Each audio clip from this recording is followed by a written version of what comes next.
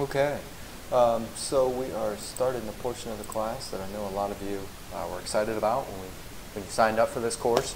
We're going to look at the book, Moneyball. We're going to go through it chapter by chapter here.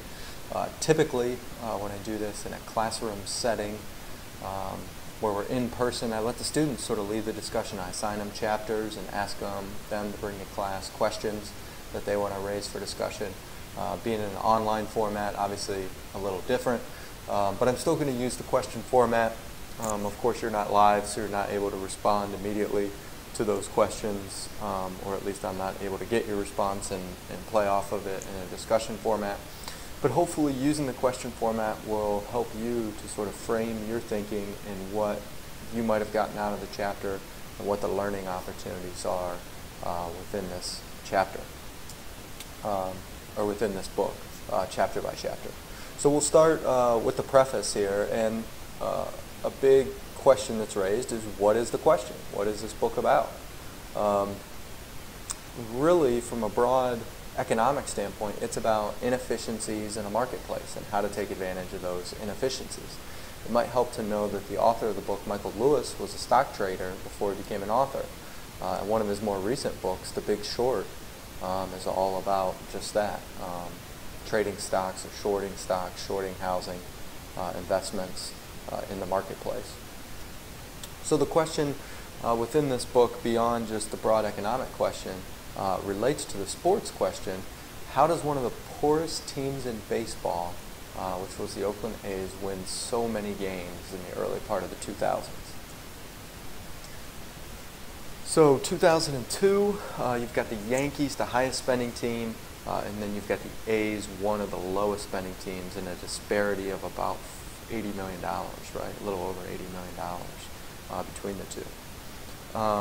The year before, Oakland spends even less, but wins 102 games, right? I mean, that's amazing for a baseball team. You know, to win 100 games is a very good team. The year before that, Oakland's payroll is even less, and they still win 91 games, right? So you're looking at about $500,000 a win or something like that, or even less than that. The next most efficient team is the Twins. The Twins are paying $675,000 a win during this span, right? So the A's are just so efficient. It raises this question of, what are they doing that the rest of the league is just not seeing here? And then chapter 1 starts with this idea of talent, right? What is baseball talent itself? Scouts, of course, are very interested in this particular question. We'll get to the scouts when we talk about chapter 2 in just a minute. But that's what their job is. They're trying to identify baseball talent, right? And they do this through what they call the 5 tools. What are these tools? Here we're talking about position players, right? We're not talking about pitchers. They've got hitting for power, hitting for average, base running, speed and ability, fielding ability, and then a throwing arm, right? Is the third baseman going to be able to field the ball and get it over to the first baseman quickly, without short hopping it? Is an outfielder going to be able to get the throw into the infield quickly, or even to home plate to throw out a runner? So those are kind of like the 5 tools. And scouts are looking for players, ideally, that are 5-tool players. So much of this book is about Billy Beane's personal story. And he had his own playing experience, right? What did he learn from his playing experience? He was one of those 5-tool guys, right? But did he ever become an MLB All-Star? Is Billy Beane a Hall of Famer? No, Billy Beane, the player, did not turn out to be an all-star or even close to a Hall of Famer, right? And so in that way, he saw his talent as a little bit of a curse, right? He was so talented that he wasn't able to sort of hone his own abilities and react to situations where his talent just wasn't enough, right? He did not deal with failure well at all. One of the Mets scouts is quoted in this first chapter as saying, we don't just look at performance, we look at talent. And that's what they did with Billy Beane, right? They drafted Billy Beane. It's a really high pick, their #1 pick. And Billy Beane saw this as a fallacy, right? This is wrong. He recognized it, that you can have talent, but if it doesn't translate to performance, then what good does it do the team, right?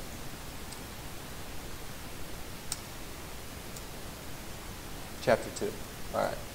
So in Chapter 2, we start to get into this idea of the scouts and the role that they play. So there were certain players that the scouts really adored. Do you remember what type of players those were? Yeah, they were high school pitchers. For some reason, scouts were fixated on these high school pitchers, which is a little bit of a problem when you think about some of the labor market economics or labor market statistics in baseball in terms of how likely is a high school pitcher drafted in the MLB draft to make it to the big leagues and be consistently a starting pitcher for a major league club compared to, say, college pitchers or compared to, say, college position players. Well, they talk about in the chapter a high school pitcher is twice less likely to make it to the majors compared to a college pitcher that's drafted, and 4 times less likely than a college position player to make it to the majors, right? Maybe the scouts adored these players because they thought, hey, if I can pick out one of these players that does make it all the way to the league, it's so unlikely that it makes me look really good, right? That's maybe one way of looking at it, but I think that's a little bit of a warped view. So does Billy Beane. I'm not going to hit these clips here or play them in this video format, but I did post a couple of them on Blackboard along with the slides. If you go into our course documents section, there's a separate folder for the Moneyball book. There's a couple clips from YouTube that I've pasted in there relevant to this discussion, and there's also all of these slides in PDF format. So what's Billy Beane's view of his scouts? How does he feel about How does he feel about these scouts that are supposed to be able to identify this talent so well? Well, after the 2001 draft, Billy Beane fires his head of scouting. He also then calls the draft nothing but a effing crapshoot. Only he doesn't use the word effing. What does he do to replace this head scout? He goes after a Harvard economics grad, right? Paul DePodesta, who plays a prominent role in the movie if you've seen it. And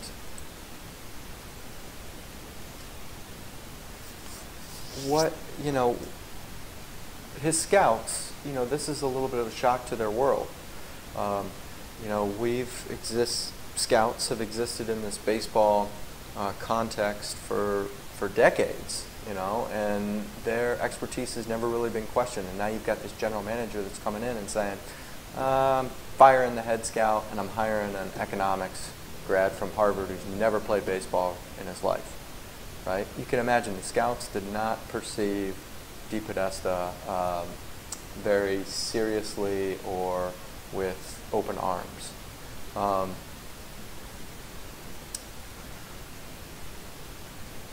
So Billy had this power, relating to that question on the slide there, why was DePodesta key to Beane's plan to change the power of who decides who would be a pro baseball player and who would not? Because scouts were the ones who were deciding this up to this point, right? They were deciding who gets the money, who gets all of these opportunities to showcase themselves in the best positions to become a Major League Baseball player. Well, Billy recognizes, hey, we can't do this the same way that everyone else is doing this in the league because we're so restricted on payroll, right? We've got to do it a different way if we're going to have any chance to compete.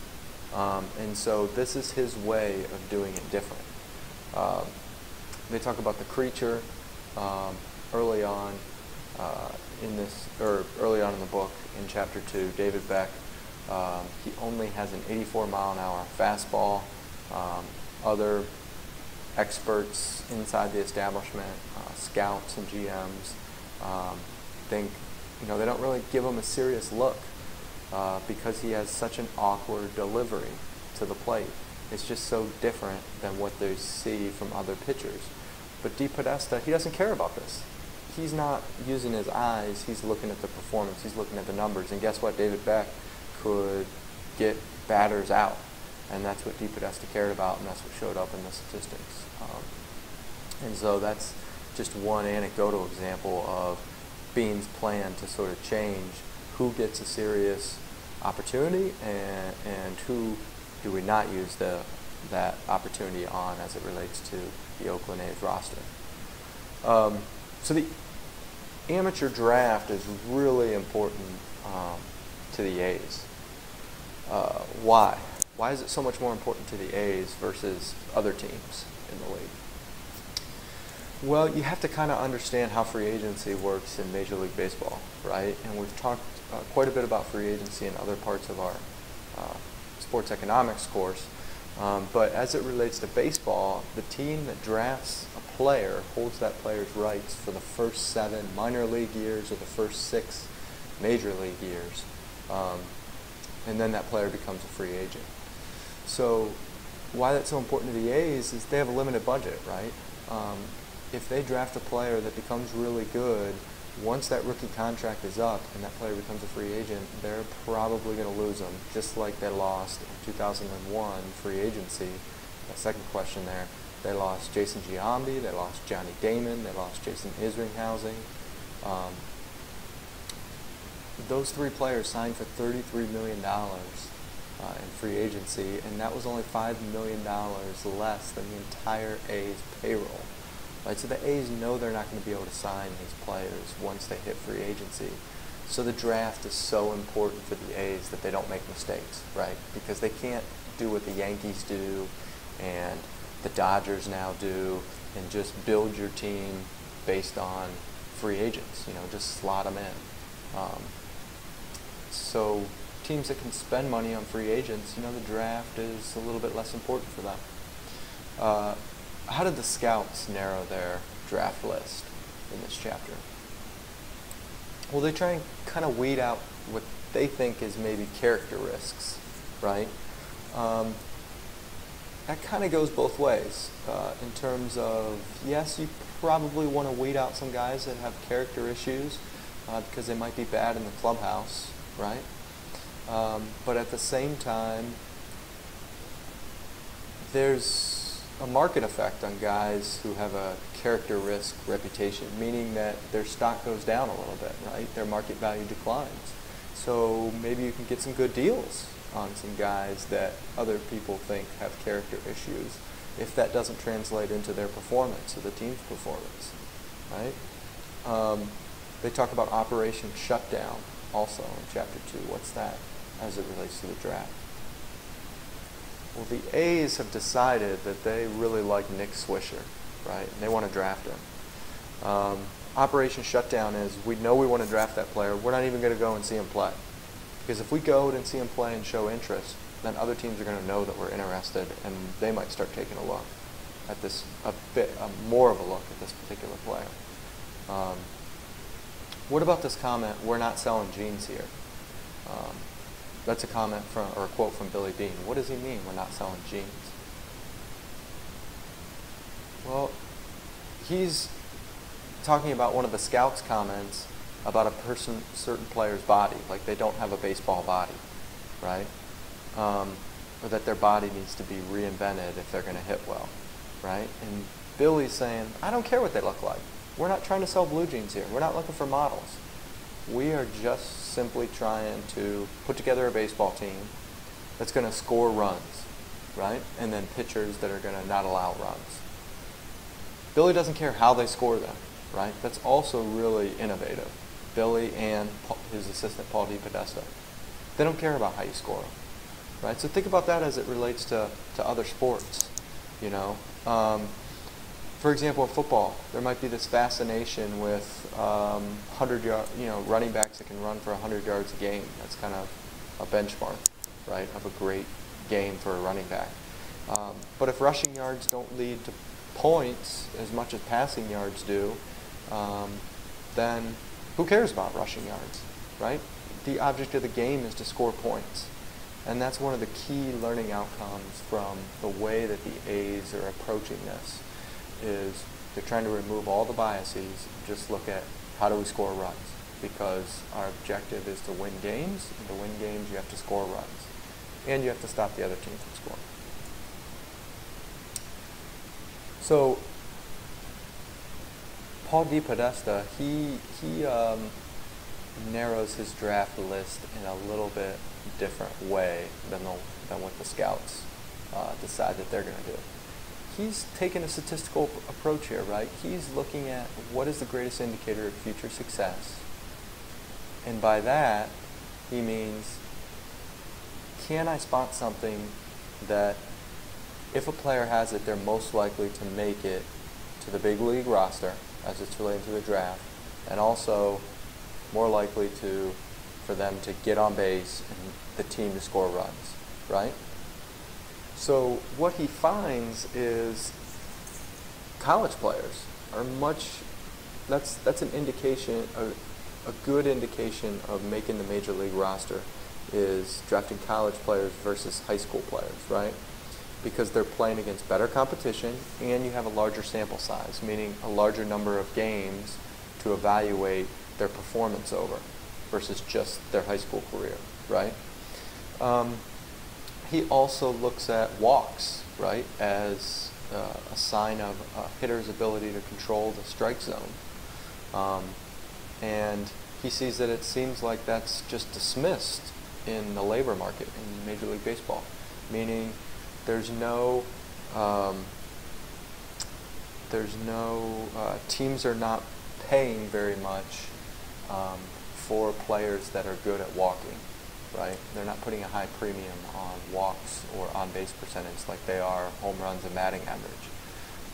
So he sees a market opportunity here when he looks at this. He talks about site-based scouting prejudices.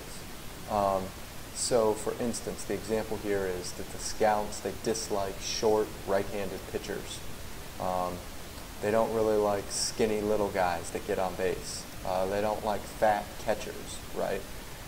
Paul and Billy's point is they don't care if you're short, right? They don't care if you're fat.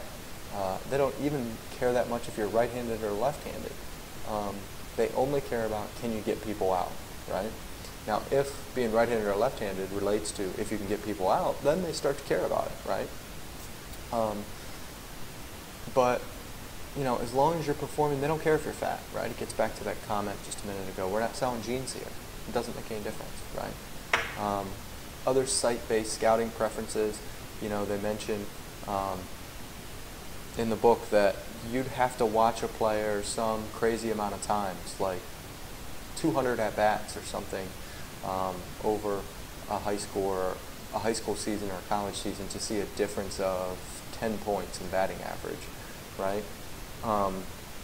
But scouts aren't seeing them this much, right? They're making these subjective eye judgments instead of looking at the numbers where you can see the much larger sample size. So how does Bean expect to overcome these site-based scouting prejudices? Well, he's saying, let's look at the numbers, right? Let's crunch some statistics here. Let's look at what's correlated to runs. Let's look at what leads to getting on base, because first they determined that on-base percentage is a better predictor of runs than some of the other statistics that were highly valued in the marketplace, like home runs and batting average, right? So they think they can find a value in on-base percentage, for example. Then at the end of the draft, they start talking about the scouts question, hey, we've got a lot of guys at the top of our board that no one's ever heard of, you know? to them, that's a bad thing, because they're like, hey, there's all these other scouts doing the same thing that we're doing, all these other scouts for other teams, and they're not even putting these players on here. So, you know, we're looking like fools because the broader wisdom of the establishment isn't going to agree with our draft board. You know, that's the bad side of it. But the good side is, hey, no one else is going to be going after these players, right? In a normal draft board, you only might get maybe 20% of the guys on your draft board if you're lucky, right? The A's are able to get almost all the people on their draft board because no one else is looking for those guys, right? The A's are seeing something that other people aren't seeing, and if their stats are correct and their guesses are correct, with those players, they're going to score more runs and be more successful over the course of 162 games, right? So pride definitely plays a role here for the scouts. They're in this fraternity with other scouts at other teams, and they're all seeing each other at games. They know each other really well across teams. So there's a little bit of pride and some groupthink that's going on there in relation to players. So that's the first 2 chapters. I'll end the recording here, and we'll pick up with chapter 3 in the next recording.